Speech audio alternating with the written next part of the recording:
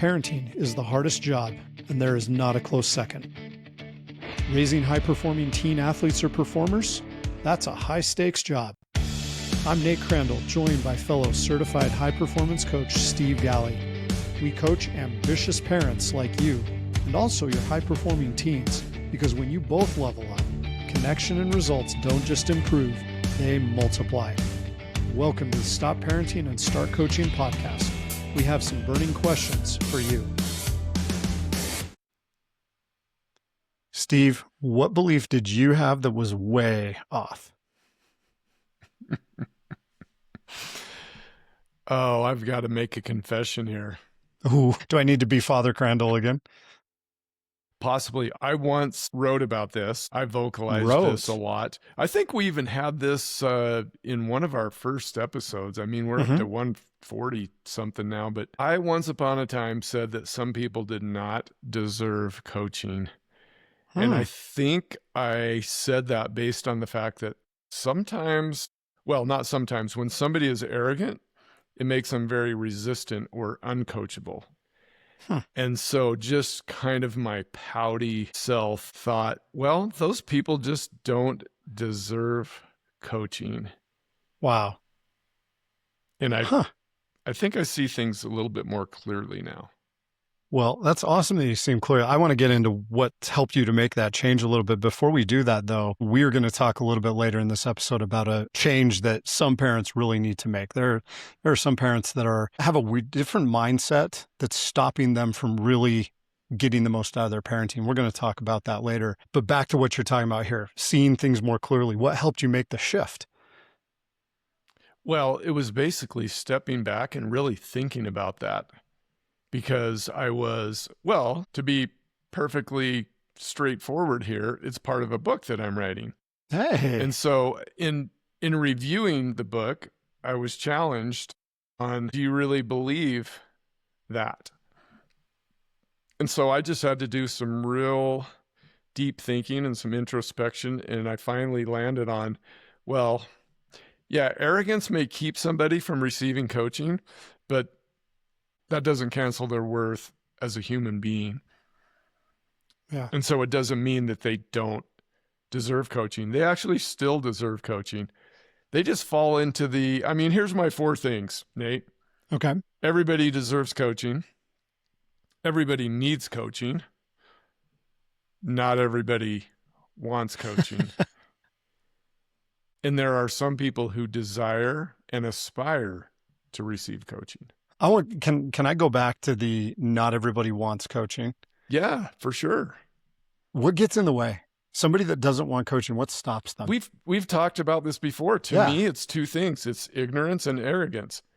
And people don't like to hear those because those are 2 not very fun words to talk about.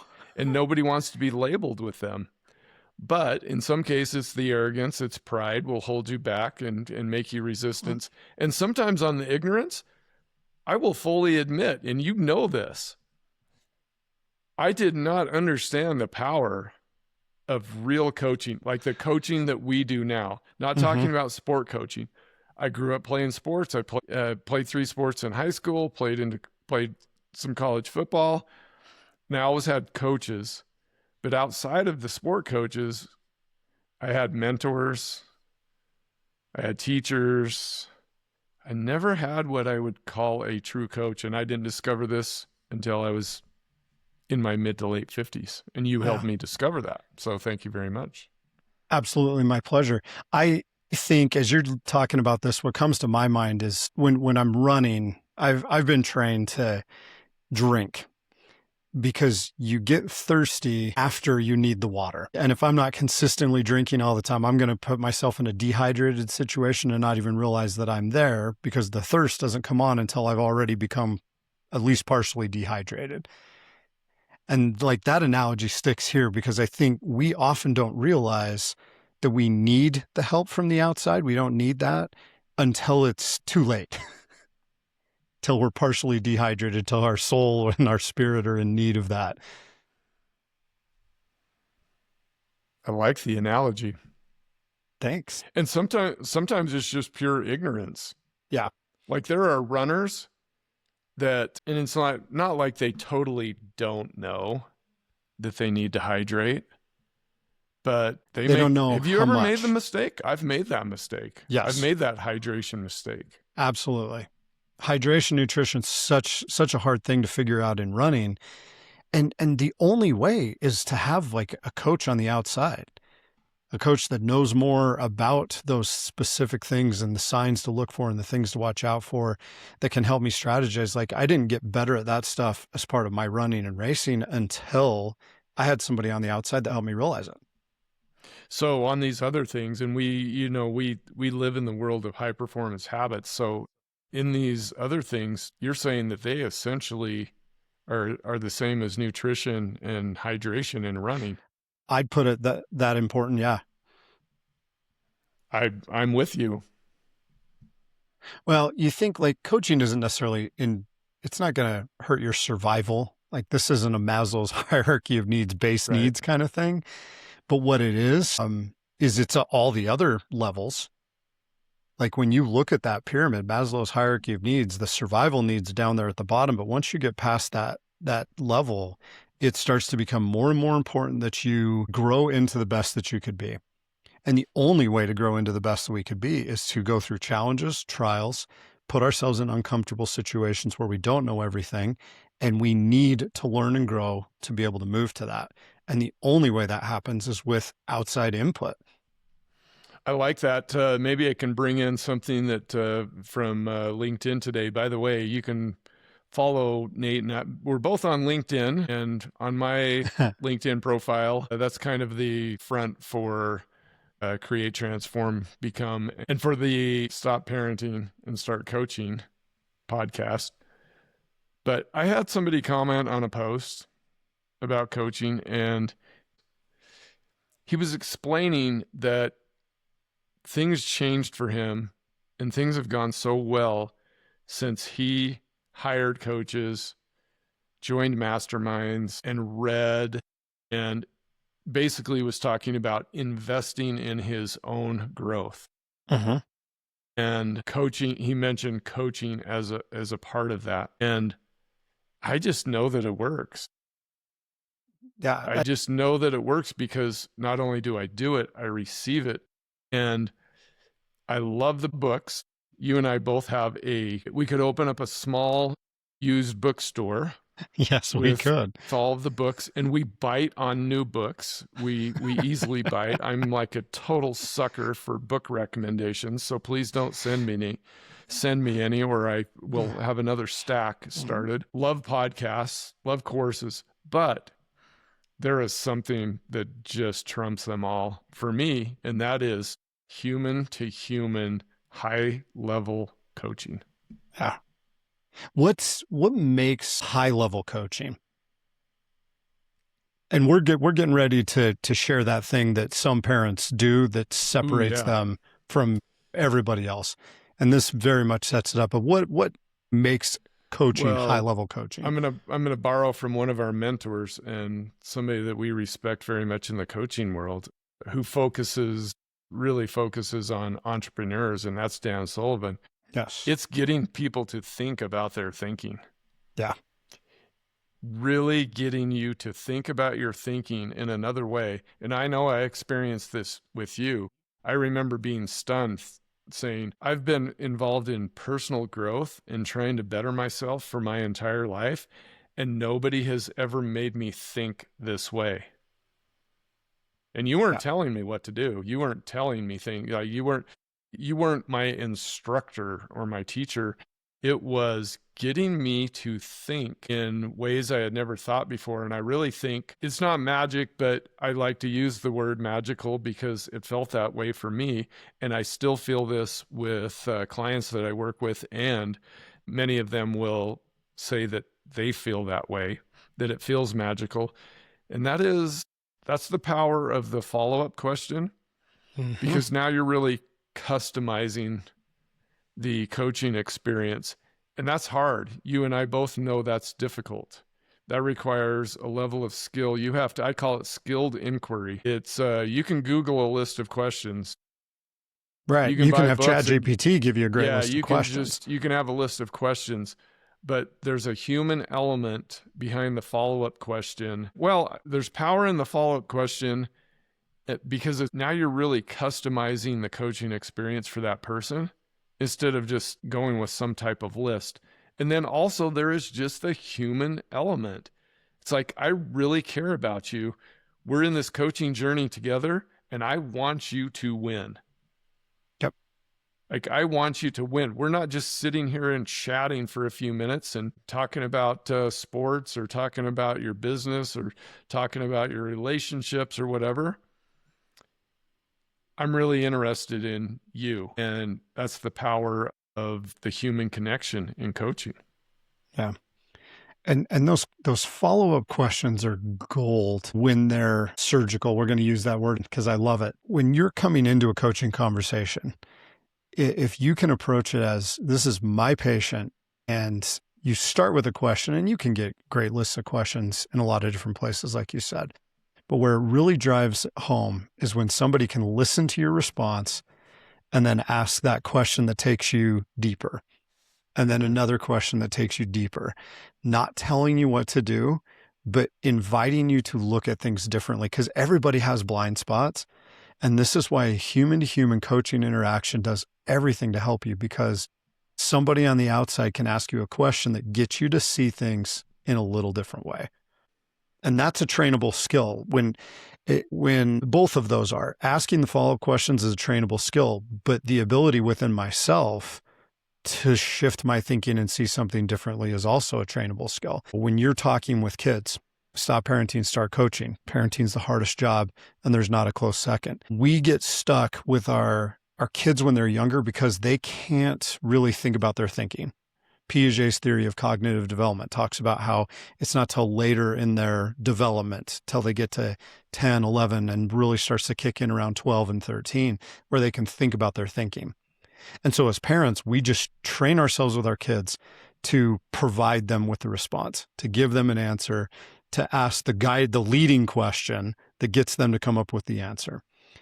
And so we train our kids to not think about their thinking, and they're not really developmentally ready to do it. But when they become developmentally ready to do it, have they been practicing it for 2 or 3 years already? Or are they starting with nothing? And this is what we wanted to share. And this is what some parents do really, really well, is they are willing to get their kids to think about their thinking. They step back and they step out of what we call consultant mode, which is so not good coaching. So you're making a distinction here. Yes.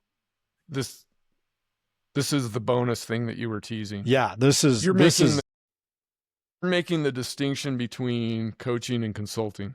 Yes. I love this. I love this discussion with other coaches and consultants. Because some have never actually thought about it. Yep. And if you look out there in the business and corporate world, these are two terms that people often use synonymously. And they, at least for me, they are very different. So make the distinction. Let's make this really clear. Okay. So if I'm a parent and I slide into consulting mode, I might be asking some good questions. I might be encouraging a little bit of thinking, but at the end of the day, my questions are going to be designed to get my kid to a certain endpoint. And they'll sense that. I'm more providing solutions than I am the opportunity to think. So when I'm consulting as a parent, I might come in and start guiding them to a solution that I think is best for them. And they're going to pick up on that, whether they'll verbalize it or not. And this is part of why kids have a hard time owning what they're doing, because they know they're just doing something because this is what mom and dad think they should do. Mm. And that's what consulting does. And in the business world, consultants are great.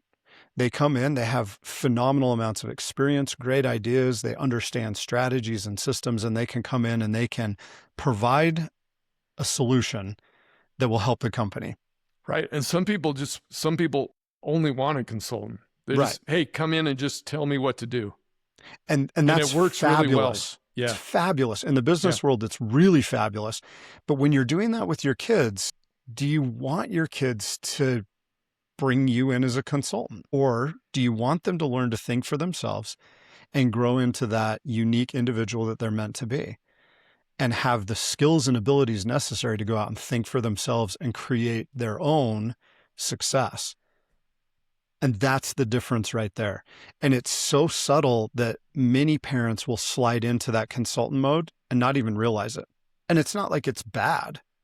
It's not a horrible thing. We're not saying that it's bad. And I would say, Nate, that too, if you've developed the type of relationship with your teen athlete or performer where they come to you and ask for you to be in consultant mode,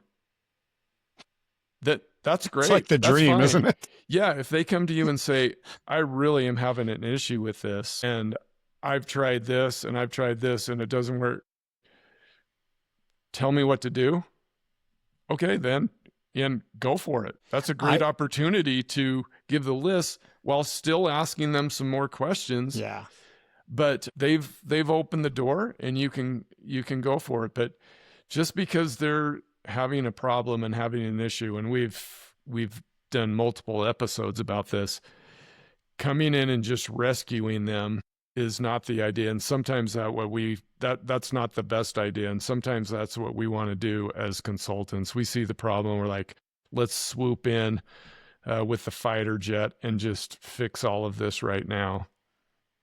And sometimes kids want that and they don't want to be pushed. So being a good coach is often being patient enough to continue to ask the questions and bring them along until they're ready to create their own solutions.